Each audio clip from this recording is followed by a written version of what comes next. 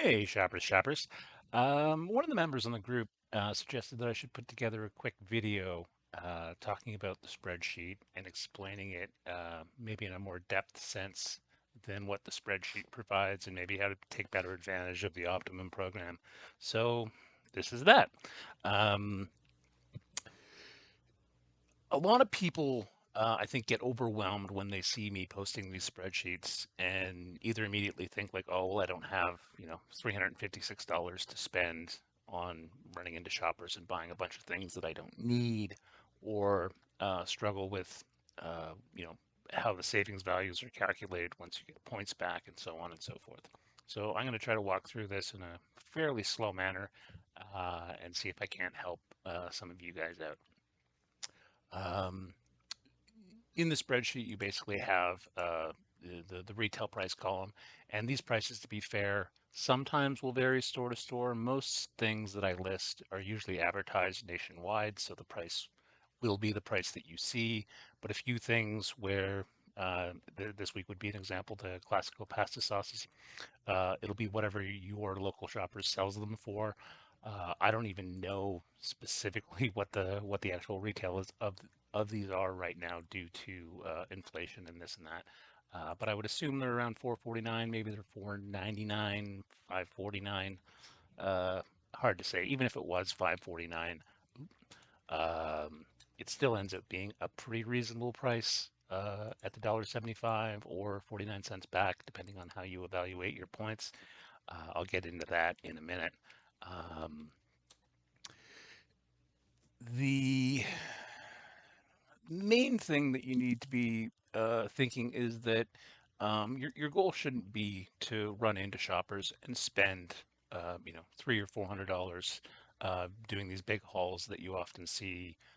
Some of the more common dedicated group members are.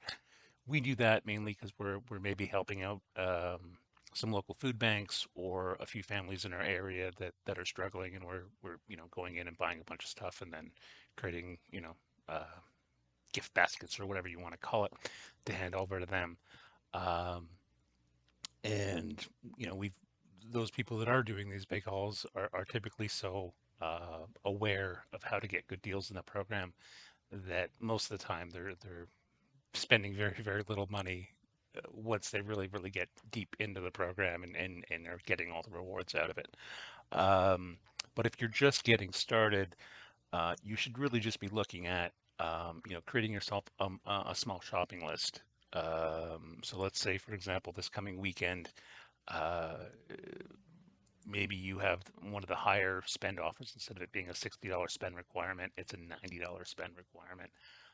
Maybe you've got two boys and a husband, or you're the husband and you've got a wife, whatever. Um, but this would be, an example of a smaller shop where I've sort of pared the list down to a few things, a number of things that have coupons so that, it's money that I don't need to spend out of my pocket, and a bunch of things that have bonus points applied and so on and so forth so that I'm making the most out of the money that I'm spending. In this case, it comes to a $91 subtotal. I'm using 21.50 in coupons, and then I'm only having to pay $76. But most importantly, I'm getting 45,820 points back in that shop, which means then I could then maybe go to the grocery store and use that $45 to buy uh, some meat and vegetables and whatever else to make meals with.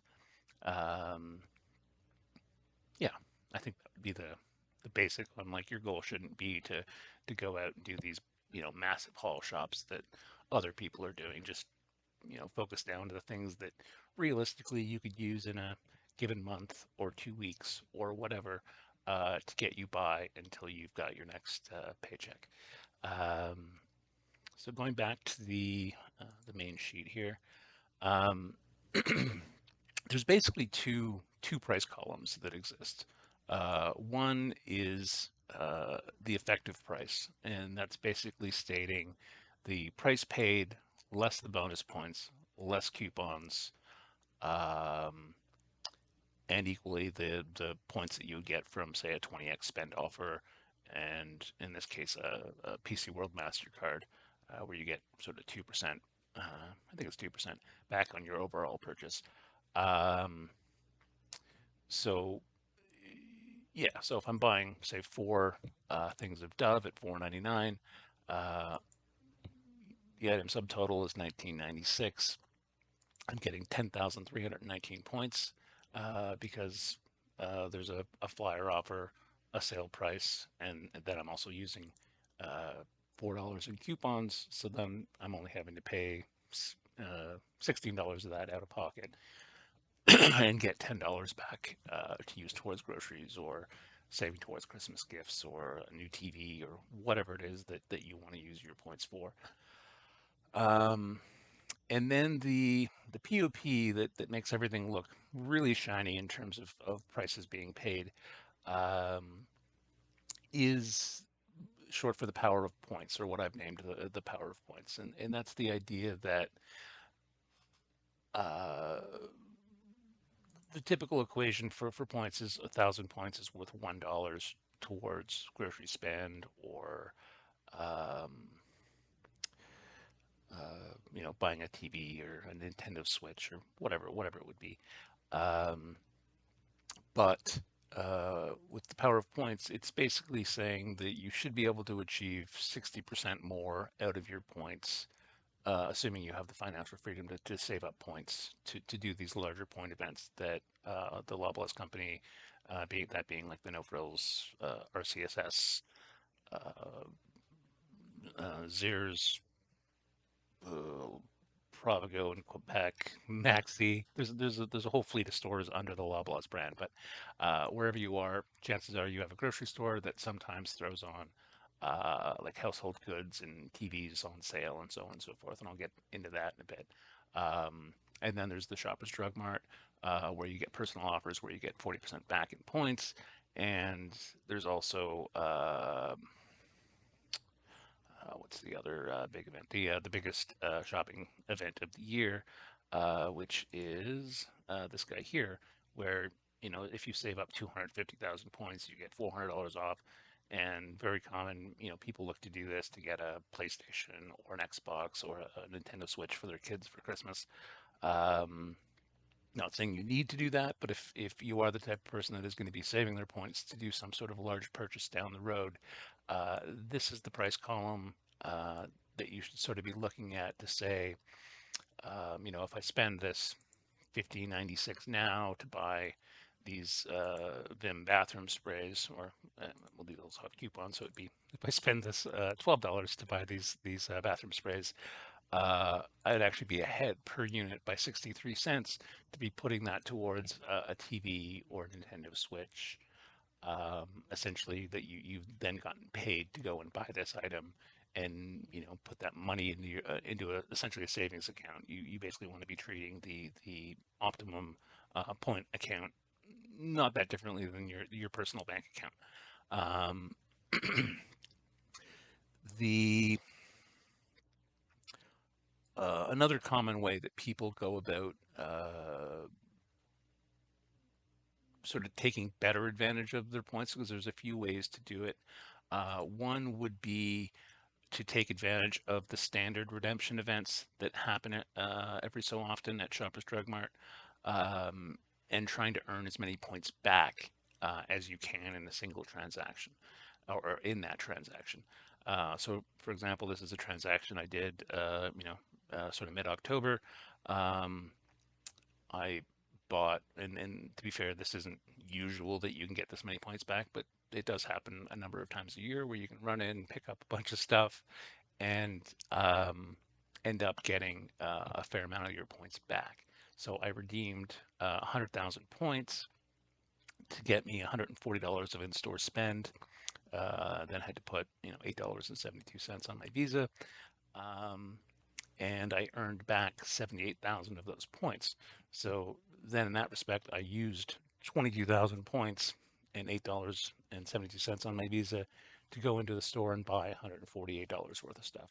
So once you have those points, the point of this power of points column is that if you're treating it as a bank account or whatever, and you've got a couple 100,000 points in it, you can very often get more than the face value of the spend out of those points.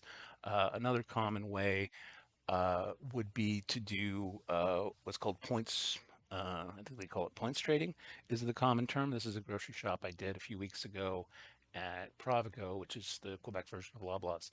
Um, and I picked up, just standard things. I was actually kind of struggling, to be honest, in this grocery shop because I didn't need that many things. So I was like, what am I going to buy? So like, broccoli at 3.49, not really a good, or sorry, broccoli at $3, not really a great price. But I did get some good deals on meat. Um, but most importantly, for a $205 shop, I earned back 86,000 points. Um, and what a lot of people do is when they go to do that shop, say they'll redeem 90,000 points, and then they only need to spend the $110 out of their pocket. So they're not really changing their points balance very much, and then they're saving when they go to buy groceries.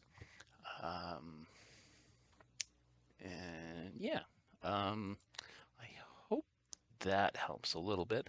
There's another thing I wanted to point out um, on the. Oh, right. Another way that people do it is doing through the Loblaws shop events, which there's one happening right now. So if I go to the Provigo flyer, right? So they're basically like a electronics and housewares and electronics and you know uh, like barbecues and all sorts of things that go on sale under this program, where for every uh, $50 that you spend, you get 15,000 points. Every now and again, they throw out a 20,000 point event. I haven't seen one in quite a while. Maybe that's inflation at work over the last few years, and they won't do it again. But um, so that basically gets you, per $100, 30 uh, 30% back in points. Uh, and then equally, you can have these total spend offers if you are pretty diligent at shopping at one grocery store. Almost every week, you get these spend offers, and it'll vary, from being a $75 spend to I think all the way up to a $400 spend, depending. And usually it slots you into like where your normal averages are, or a little above what your normal average are, to try to get you to spend a little bit more. But if you this would combine with the this electronics offer, so then you're up to a 40% reward, assuming you take advantage of it. So if I was to go and want to buy this TV, and I found like a miscellaneous, maybe a set of pots and pans or something that I needed, and I redeemed 500,000 points, I'm getting 40% of this 500 back in points. Um, so I basically, excuse me, then I'm only really redeeming 298,700 points, and paying, the $65 in taxes, um, to get, a big TV and say a set of pots and pans or something like that. Just to the pots and pans are just to bring me to a 500, so that I collect the base. Sorry, so that I collect this reward twice, and equally optimally collect this reward as well. It's just a matter of um, yeah, if I spend this extra $70, I get that 25,000 points for every 250 twice instead of once, and then equally another 30,000 um, from being able to collect this offer twice more. So, you know, I could not buy this item for $70, but if I'm getting an extra 50,000 points, it makes a lot of sense to go and basically spend that $70 when you're getting 50,000 of it back. Um, in any case, those are sort of the ways that you can sort of extend on making use of the points that you collect. But in terms of sorry, going through the spreadsheet a little bit more, on the standard things that I post. You basically have, as I say, the price, the quantity, whether the item is taxed, uh, any sort of bonus points that are assigned to the item. Usually this will be, a buy two, get 3,000, or um, sometimes personal offers. I tend not to put in the personal offer so much anymore if it's a rare personal offer. I tend to only put the ones in that seem to be in high circulation, like the butter, herbal essences, shampoos. Um, what would be an example of another one? The salad kits from PC. Pretty much anything PC has pretty regular offers on it.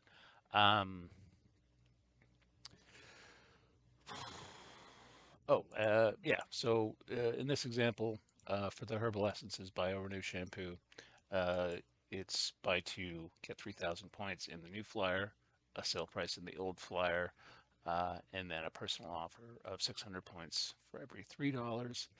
The 20x points that you would get for spending under a 20x event, and the PC World financial bonus, where you get 2% points back on the total spent. So um, if you're buying, say, four of these shampoos that are on sale at 5.99, you're getting, $17 back in points for $24 in spend, which is quite good, right? You're either, assuming you're looking at not saving your points long term and just, using them, the later that week or the next week to buy groceries or do whatever you would need to do with them. $1.69 for a very fairly ritzy version of a shampoo is a pretty good price. And then equally on the flip side, if you are the person that's saving points, then you've made money by buying that item, or saved more money by buying that item, whatever you want to call it. Anyway, I hope that helps people sort of understand where their goals should lie, and maybe how to use the program a little bit better. I'm sorry if I'm bad at explaining things. I didn't like plan this out. I just wanted to maybe help walk people through how the value is in collecting points and what things mean a little bit on the spreadsheet. Thanks so much, guys.